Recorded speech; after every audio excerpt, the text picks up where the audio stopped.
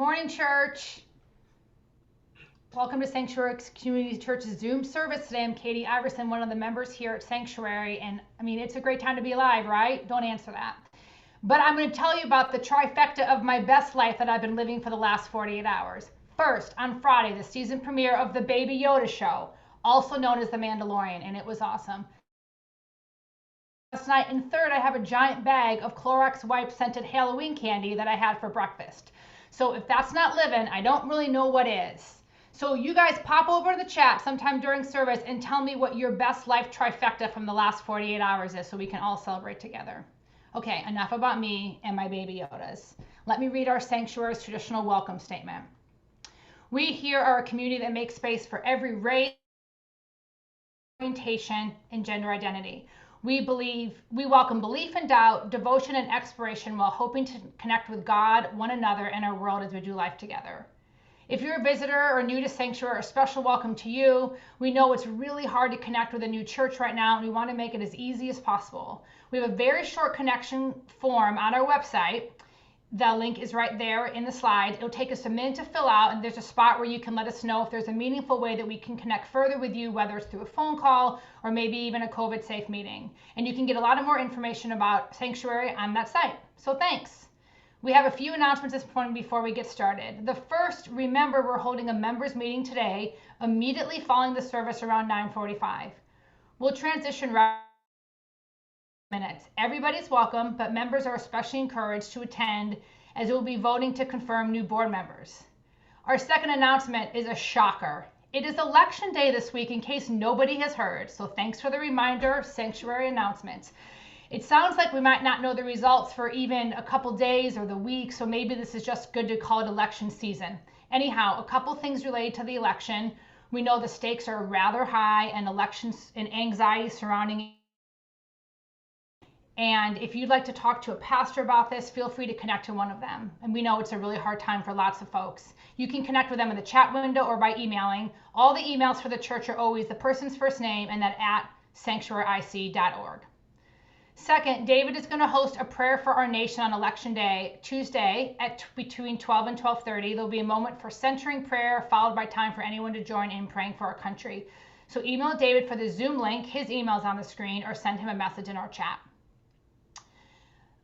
Next, we're having a Religion for Racial Justice Zoom event that David is helping organize on November 11th at 7. So 5 different local speakers from different faith traditions will talk about racial justice and what it means to them and their faith community, and it will be a time for question and answers as well.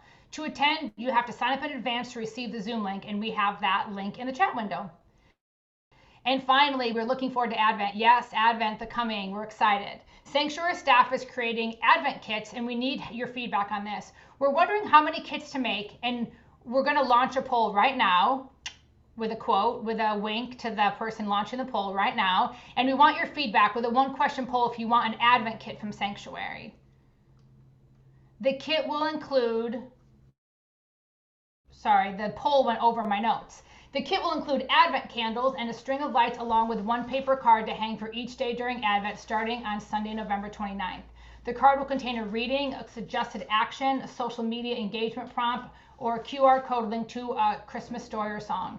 We hope these kits will help all of us connect to God and one another through the season of Advent. All right, we now turn to our Kids Ministry Director, Leanna Cornally, for her update of the week. Good morning and happy November. We're kicking off a new series on the Kids Wing blog today. We're exploring the question, how can we know what God is like? This week we might have more questions than answers, but as the month goes on, we're looking forward to learning some of the metaphors for God that can be found throughout the Bible. And as always, we'll have some fun activities to help us explore this. Now, as I mentioned last week, the month of November will have 2 activity packet pickup days and library days. So mark your calendars for November 8th, which is next Sunday, and November 29th. Those are both Sundays from 3 to 5 p.m. at church. We will have all of our Christmas books out on both of those days, in addition to all of our other fantastic books. So see you next Sunday for November's packet, and then on the 29th for our Advent packet. That is all. Have a great week. Thanks, Leanna. I love your updates, and you're a blessing to all of our kids and to all of us, so thanks. This morning we have a community spotlight. We've asked Megan to share a little bit about what life and work and worrying looks like in this season of pandemics and elections and all that comes. So Megan, take it away. Good morning. Hi, friends. It's nice to see your faces this morning and be with you. I'm Megan Roos. I've been part of the sanctuary community for 10 years. I'm married to Ben. We have 2 kids, Beckett, he's 11, and Mila is 8. My working time is spent leading a small agricultural business with my dad. David and Edie asked me to share a bit with you about what my family, work, and spiritual life has looked like during these COVID times. And I was really grateful for the opportunity to do so because honestly, I'm not a real self-starter when it comes to reflection, but I do complete my assignments. So here we are. As I zoom out and kind of think about my life over the last 7 months, it's not hard to see why I am now in a state of decision fatigue. It's like the autopilot has malfunctioned and there have been so many hard decisions to make during this time. At work, the decisions are, how do we keep our employees safe and keep the business running? How do we send our office employees home to work? How do I manage the COVID positive employee who works in the office? How do we return the employees to the office? Do we change our layout? Do we change our ventilation? Do we change our schedules? And then, what do we do to mitigate risks, other COVID related business risks and interruptions? And then at home, it's, everything from do we show up at the airport for our spring break trip, then our Rose family trip, and then my 40th birthday trip? No. Should I wear a mask? Should the kids wear a mask? This mask, is this design safe?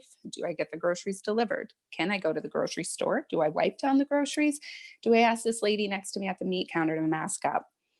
Is this takeout food safe? Is this takeout food safe? Can I eat at a restaurant, outside, inside? Can the kids play with the neighbors? Outside, inside? Do I buy my kid a device so he can connect with friends? Then is all this screen time going to stunt his development? What about my screen time? Am I engaging in unhealthy numbing behavior here?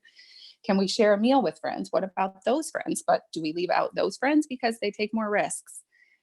The kid is sneezing today. It's probably allergies, but do I keep her home? So I stay home from work? Do I work? Do I be with her?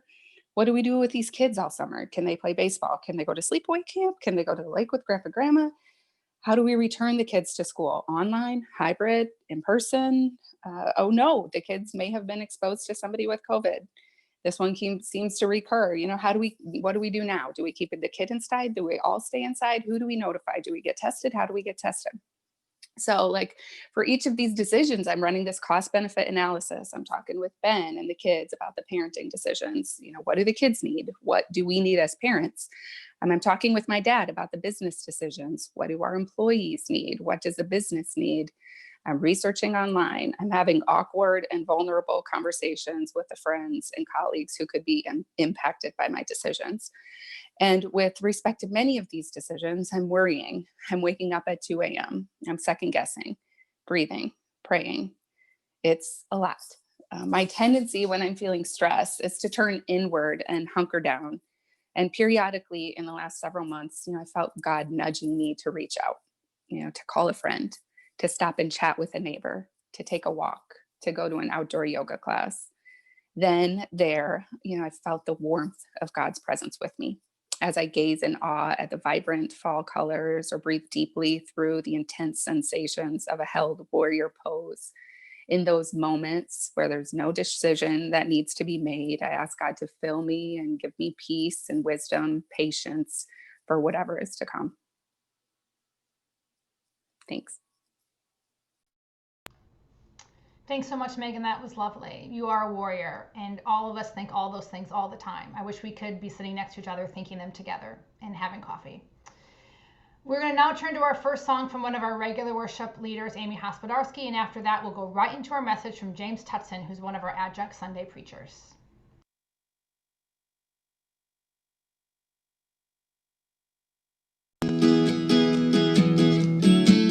God of mercy, full of grace, you are forever, always forever, slow to anger, rich in love, you are forever,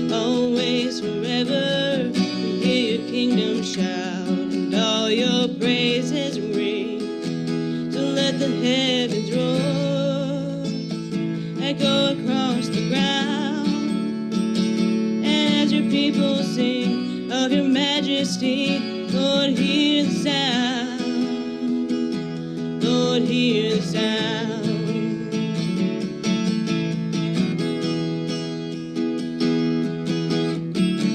God of mercy, full of grace, you are forever, always forever.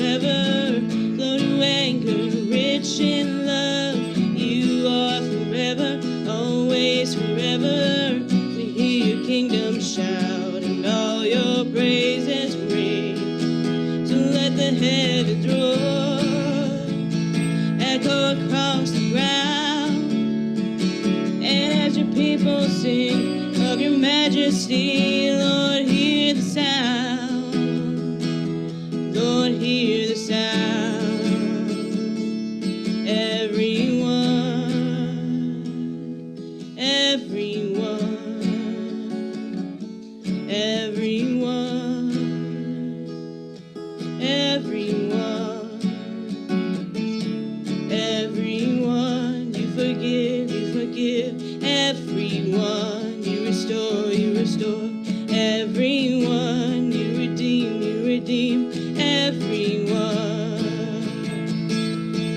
everyone, you forgive, everyone, you restore, everyone, you redeem, everyone. So let the heavens roar, echo across the ground. And as your people sing of your majesty, Lord, hear the sound. So let the heavens roar, echo across the ground. And as your people sing of your majesty, Lord, hear the sound. Lord, hear the sound.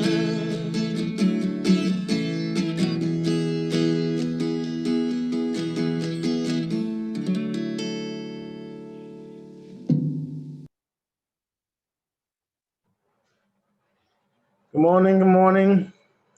Thank you, Amy. I miss music a lot. Hopefully everybody can hear me. I'm looking at some faces, so yeah, okay, nodding, good. How's everybody doing? I have been traveling for a while, and so I feel like I'm like just getting caught up to speed on a lot of things. And by caught up to speed, I mean nothing, because nothing's happening. It's still a pandemic. I rolled back into town and everyone was still at home. I don't know what I expected. But yeah, I've been back for a few days now. We got to celebrate our son's first birthday, which was great. Celebrated Halloween. People were talking about all the candy that they got. Nobody came to our house. And so we have a lot of candy as well. So if anybody needs candy, we have a ton. But it's been fun being home. And today I want to talk some about the upcoming election. It's election week. Many of you have voted. I voted the other day early. Steph and I went and got a chance to vote. But do you guys remember 2016? Man, it's a long time ago. I remember November 2016. I was young, spry, had a youthful glow, twinkle in my eye. I remember being at least an inch taller. I mean, everything was just great. In November 2016, I lived on the sprawling acres of our friend's land. That's the only way to describe it. So I was like, it's like a homestead? Is it like, no, it's just like land, just acres of land. And we were an apartment above his garage, but he had like a barn with a basketball court in it and a game room with like ping pong and pool.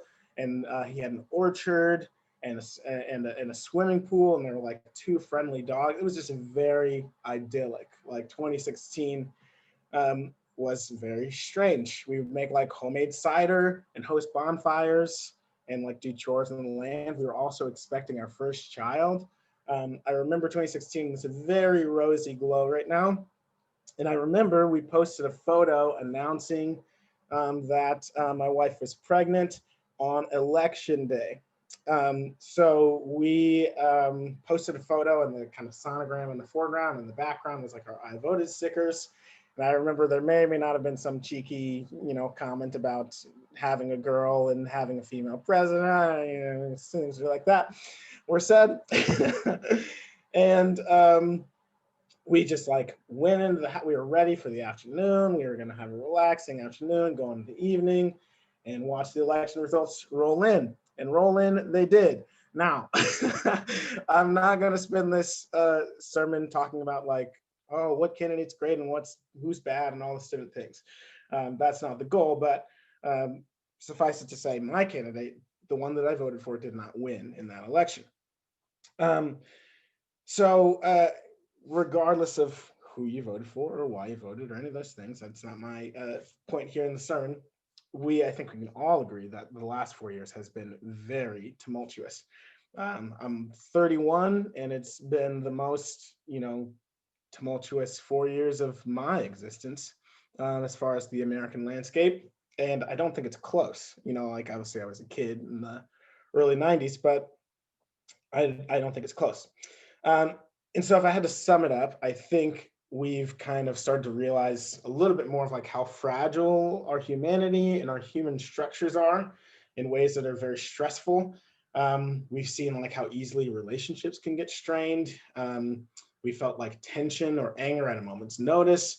We've seen like how quickly we can start feeling like we're enemies of each other.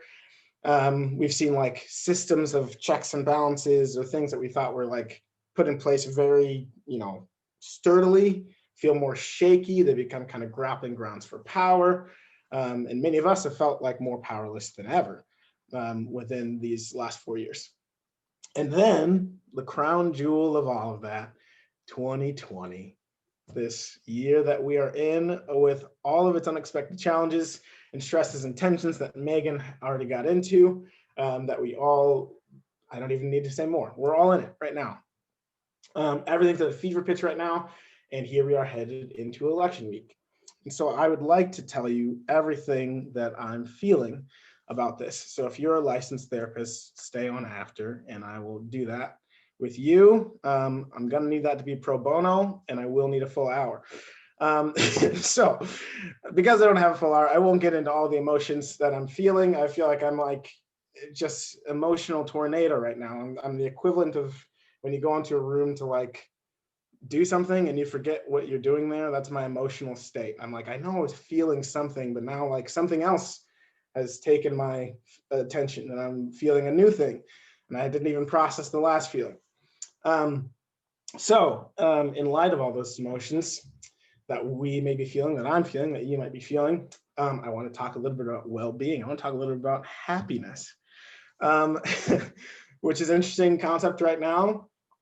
And it's interesting for me too, because I spend a lot of time thinking about, I don't know, not happiness. I feel like I'm a happy person, but I'm often thinking about like being present with grief and, struggle and, all those sort of things, which is part of this as well, because well-being is more than just happiness. But I'm going to talk a lot about well-being and happiness today. So I'm a dreamer, I'm a creative type, I'm an idealist. I get excited about new ideas. I'm always on the lookout for the next big thing that I want to be a part of. But I'm not what you would call a completer finisher. Similar to Meg, or different than Megan. Megan says she finishes all her assignments.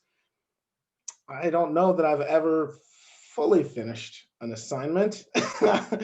Ask any of my teachers. So anyway, I don't fantasize about being wealthy or anything, but one of the first things I would do is get like a personal assistant who could help me like actually finish the things that I am supposed to do. Second thing would be just eat more Chipotle, not care about how much it costs. Those sort of things that wealthy people do.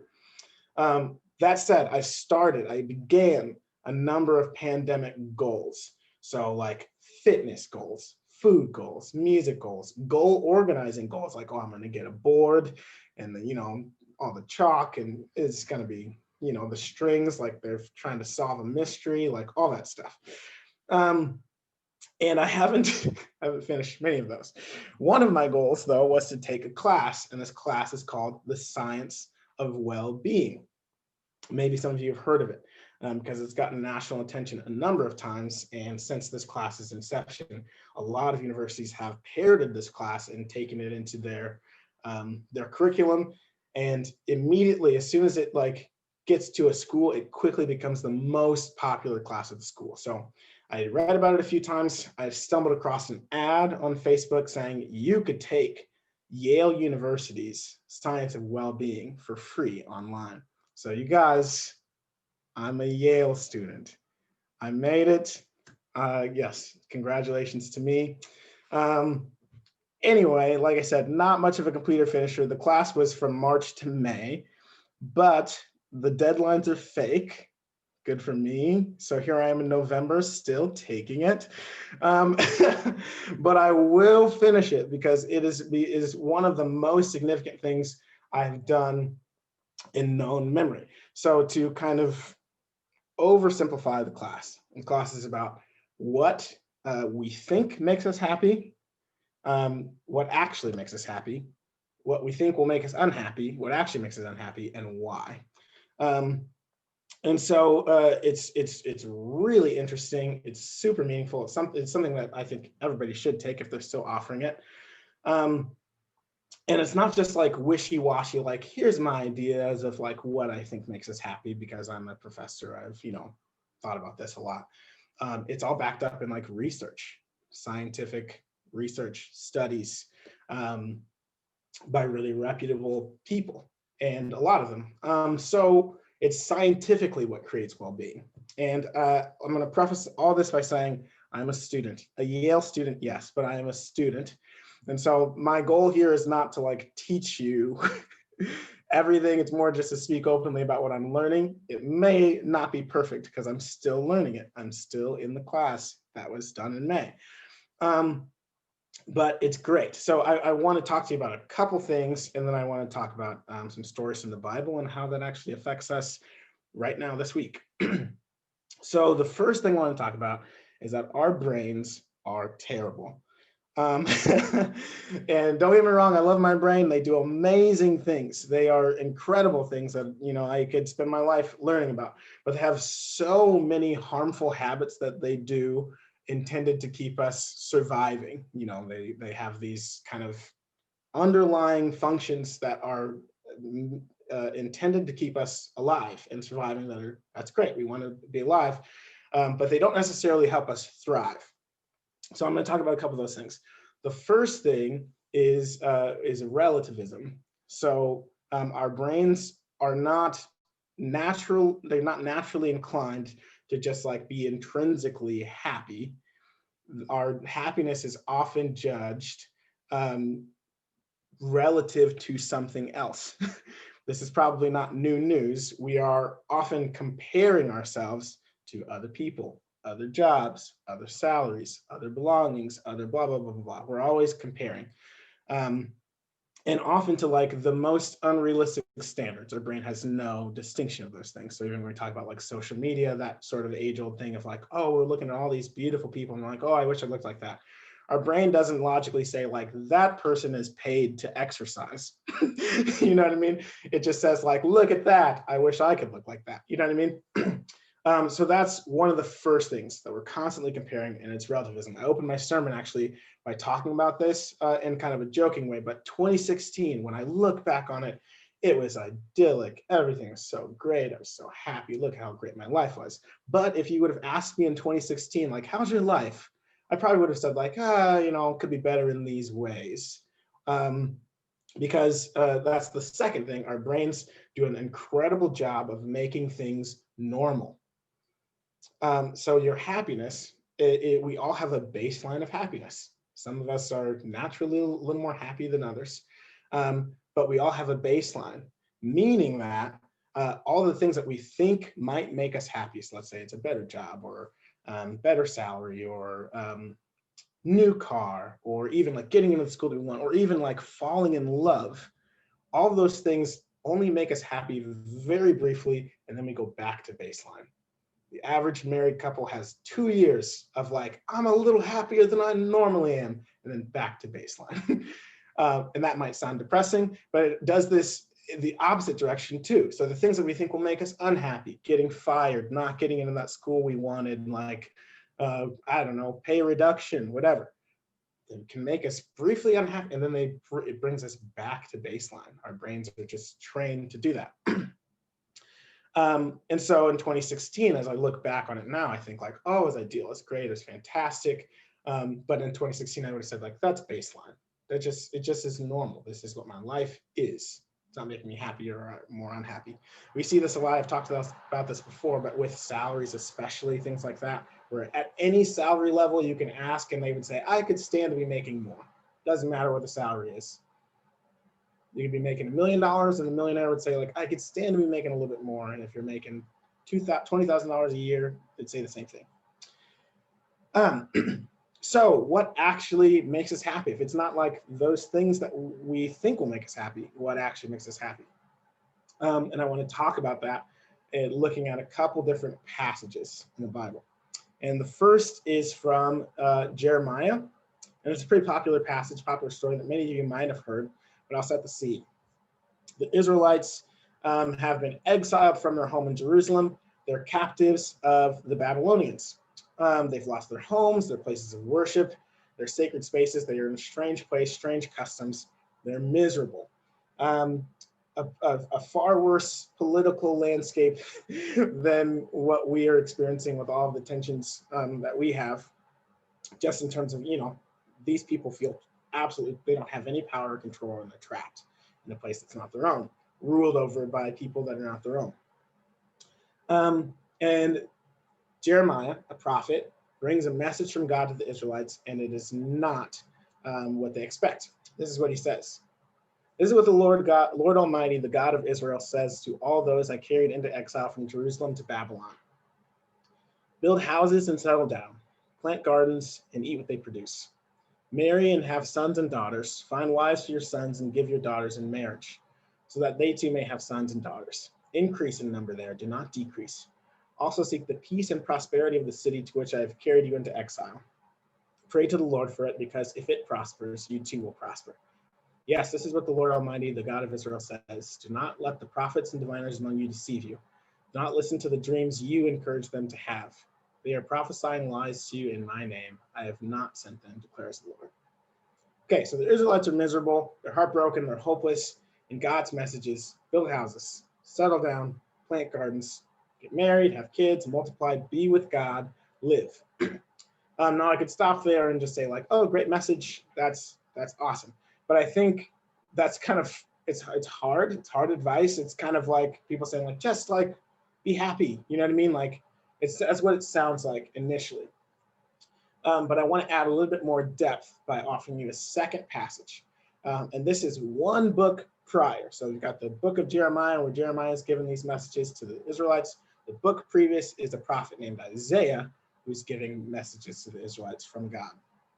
And this time, the message from God is kind of juxtaposing like all of the misery of this world with a new heaven and a new earth, like this idyllic future when all that misery is done, like this is going to be fantastic.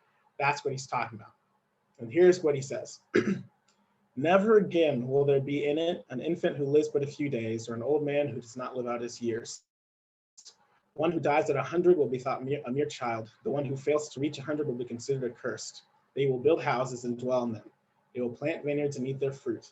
No longer will they build houses and others live in them, or plant and others eat. For as the days of a tree, so will be the days of my people. My chosen ones will long enjoy the work of their hands. They will not labor in vain, nor will they bear children doomed to misfortune. For they will be a people blessed by the Lord, and they and their descendants with them. Before they call, I will answer. While they are still speaking, I will hear. So in this beautiful picture of a future that God is creating, did you notice that all the actions were the same? Build houses, settle down, plant gardens, eat, have children, multiply, be with God, live. It's eerily similar. And here's why I think that's true. And this is scientifically backed. I think God knows that it doesn't matter if you're in Jerusalem, the city that you love, and it's just the way that you imagined it, and it feels like home. Or if you're in Babylon and you're in exile and it feels like all hope is lost. Or you're in a brand new heaven and brand new earth that's like perfectly utopia and there are literally no troubles. Those things are not the things that actually make you happy.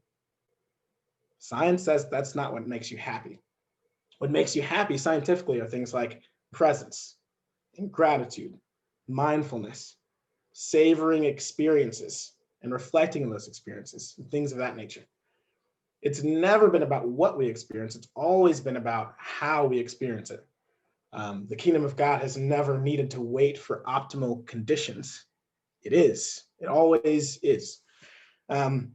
He even has a line about this in the first passage. He says, "Do not let the prophets and diviners among you deceive you. Do not listen to the dreams you encourage them to have. They are prophesying lies to you in my name. I have not sent them, declares the Lord." Which I think means you're going to want to hear from people who say like, "Oh, one day soon, everything's going to be better. Just keep waiting till one sweet day. Keep holding out hope till another time." And God's saying, that's not me talking. What I'm saying is this is going to be a difficult season, and during it, be present with it. Fight to live within it. Pray through it. Be with me as I am with you. He's reminding us to come back to the work of today, to not grow accustomed to either the good things we've come to take for granted or the negative things that we've become numb to, but be alive and reacting and well. So on Tuesday, there will be an election, and that's going to bring one of a million results. I mean, Kanye West could win. We don't know yet. But on Wednesday, we build homes, we plant gardens, we build relationships, we bring new life into the world around us, we be present with God, we fight to live. So there are all manner of practical ways that we can do this scientifically. These are things that I'm learning at my studies at Yale. Boo Harvard, am I right, guys? I don't need those guys. Classic rivalries. But I'm gonna give you a few trivial ones. They seem so simple and so like easy, basic, whatever, but they're giving me life right now to try to practice these things. Because I think I oftentimes overlook the simple things because I think like, oh, we get it, blah, blah, blah. But here's a few things. Number one is sleep. There's literally a section in the class where the professor talks about sleep. I'm horrible at this. I have kids. Many of you guys have kids, so it's hard enough to sleep as it is, but also to feel like, okay, when my kids are sleeping, that's my time to like be a person. And so then I often am sacrificing sleep in favor of things that I'm passionate about, which makes sense. But especially Tuesday, get some sleep. We won't even know the results for a while. There's so many absentee ballots. You could stay up all night. You still won't know, probably. That's what they keep saying. But the research keeps coming back to being rested is one of the most critical things that we can do for well-being, because a tired mind is on autopilot. Again, Megan talked about that. Like, our mind wants to just like coast through things. But how we maintain nimbleness and presence is through the natural rhythms of what Jesus or what God's talking about here. He gives the Israelites instructions to be praying and actively seeking peace at the same time. So it's action with rest. He says, plant gardens and then share meals.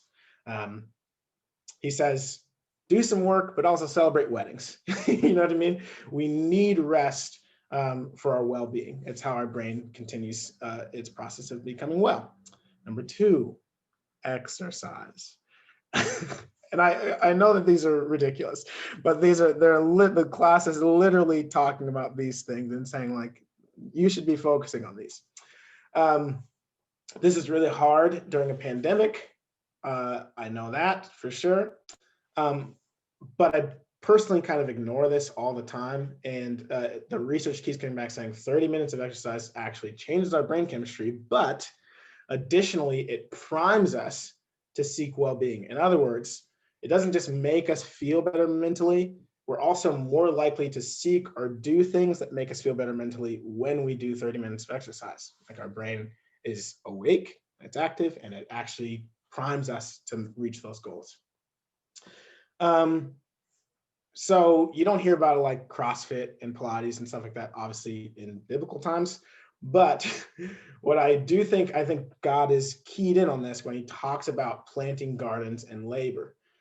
Because in Babylon, a lot of Israelites, I'm sure, had other skills. Not everybody is a farmer, right? Like they all have varying skills that can be useful in Babylon in a number of different ways. But for everybody, he encourages them to get out and work with their hands. I think he's intentional about encouraging them to be present in their bodies and using their bodies to create something.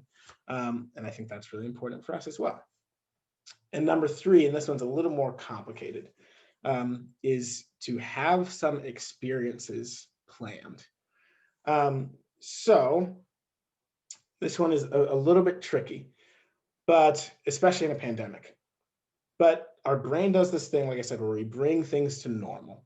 And so the longer that we have a thing, the more it becomes normal. So essentially the research is saying like, okay, for me, I really want a brand new Toyota Camry, a black Toyota Camry. Don't ask me why. I love Toyota Camrys. I've always wanted one. I sold my car not too long ago. I really want one, okay? I'm super excited about it. I'm looking forward to that day when I can get a black Toyota Camry. But what the research says is that's going to be great. But every day you drive that Camry, it's just going to be more and more normal. It's not actually going to give you any long-term happiness at all. It'll give you a slight boost and then back to normal. So by contrast, the things that actually raise that baseline and create more well-being are having experiences that are fleeting, that we literally can't hold on to. We can't get to normal about them. And that doesn't just happen in the moment of those experiences, but over the long term. That when we reflect on those experiences, when we think about, oh, that trip that we took, or that time that we had that movie night, or whatever it might be, that it actually continues to bring us happiness because it's not a thing that we can hold. It's not a thing that could ever go to normal. And so I think this is really critical in terms of a pandemic, because right now our experiences are so limited that it can feel like everything in our lives is rote. We're going to wake up and be in this exact same house. We're not going to get to go to the places we want to go. I can't take that trip to Europe. I'm stuck. And so we got to be really creative with the ways that we can have experiences. And it could actually be anything. It could be a movie night with a family. It could be we're going to get some ice cream. It could be we're having a baking night. It could be whatever. Whatever's not something that you cannot hold on to. Something that's not rote actually brings us more well-being. I think that's what God's trying to do when he says, oh, sorry, I want to talk about this real quick. There's a practice in class called Last Day. And I think this is part of what God is trying to tell the Israelites. And basically what it is trying to train your brain to enjoy the thing that you're enjoying as if it's your last day with it. So it's not a thing where it's like, oh, you have it like that kind of hypothetical, like this could be the end of life, bucket list sort of thing, but more like when you're eating that ice cream cone, take a second and imagine like, oh, if this was my last ice cream cone, like you can actually trick your brain into like enjoying that as an experience instead of like, oh, I could have 1,000 ice cream cones. And so I think God is trying to do that a little bit with the Israelites, that whether it's new heaven, new earth, or Jerusalem or Babylon, he's saying you have to treat this like there isn't another thing. Like we're not just going to look forward to the next thing. We're going to be so present with this moment as like our last thing. Like, how do you want to leave your life in Babylon? You know what I mean? So anyway, those are 3 things: sleep, exercise, and try to have some more experiences. So maybe this was the most obvious sermon in the world. Maybe you learned something. Maybe for me, it's giving me life to think a little more simply in these times.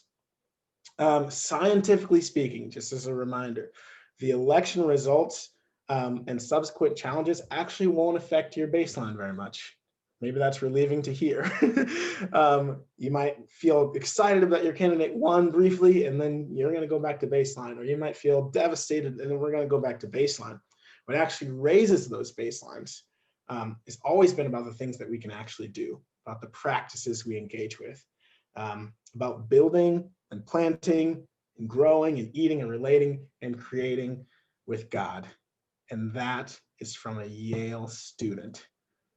So let me pray for you, and then we will do some more worship, I believe. Dear Lord, I thank you that you call us to active engagement with what's going on around us, that you don't call us to ignore the hard things or take the good things for granted, that you call us to engage with those things, to practice wrestling with them, to practice gratitude and presence and savoring moments. Thank you that the things that we can buy or even the troubles around us don't dictate our well-being, but what does is being active with you, responding to life with you. I pray for this week, for all the ups and downs that might occur, the guaranteed tumultuous nature of the week, as results come in, as people think about the implications that all of this can mean for their lives. And I pray that you would give us opportunities of rest so that we can wake up every day and build homes, plant gardens, and do the work. To your name we pray, amen.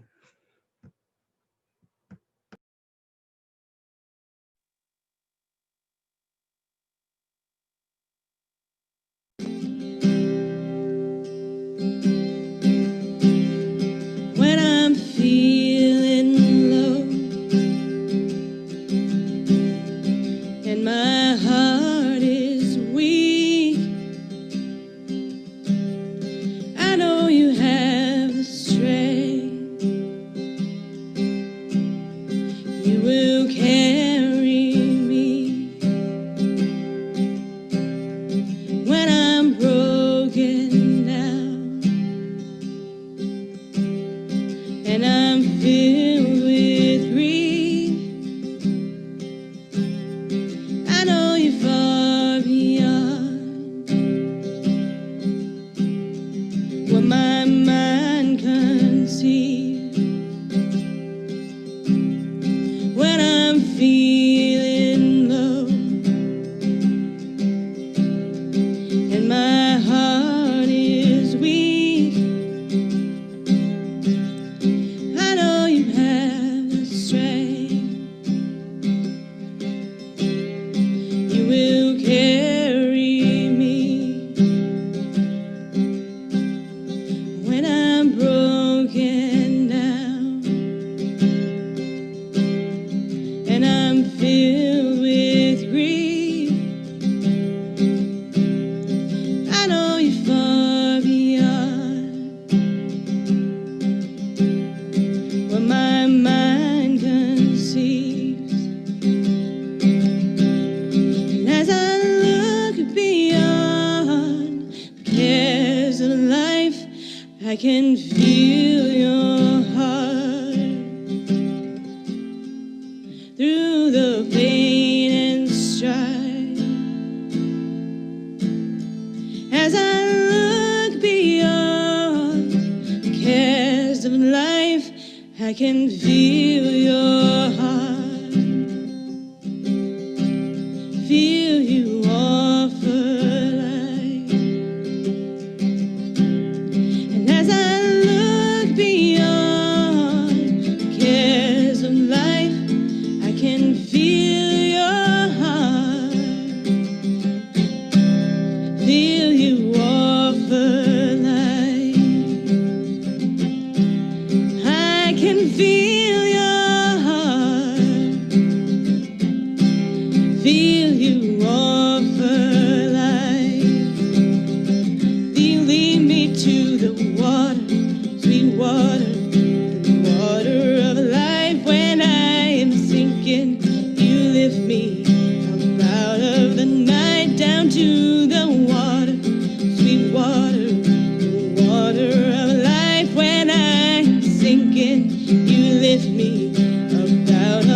night. How can it be? Hallelujah.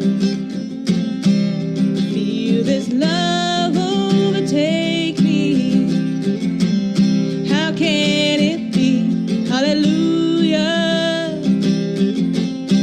I feel this love overtake me.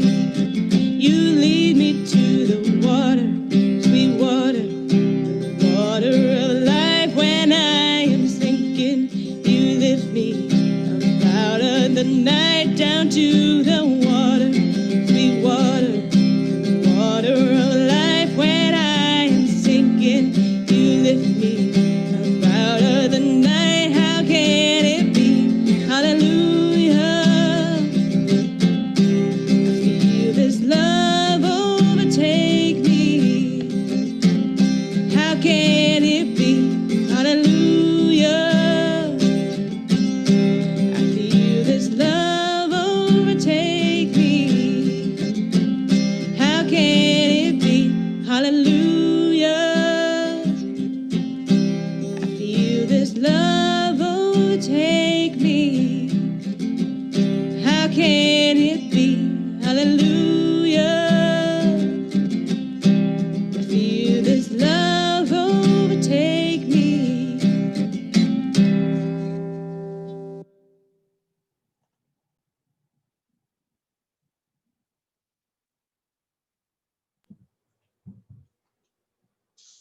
Am I supposed to talk now, David? Yeah, you got the closing word. Yeah. Good luck, everybody. It's gonna be great.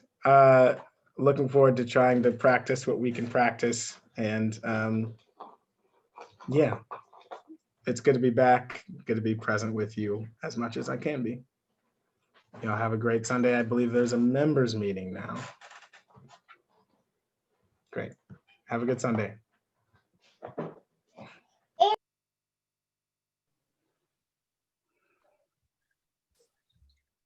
Well, folks, that concludes our survey. Stay around for the members meeting. I have my courage guide bird for us all week. Be of great courage. We love you. Stick around.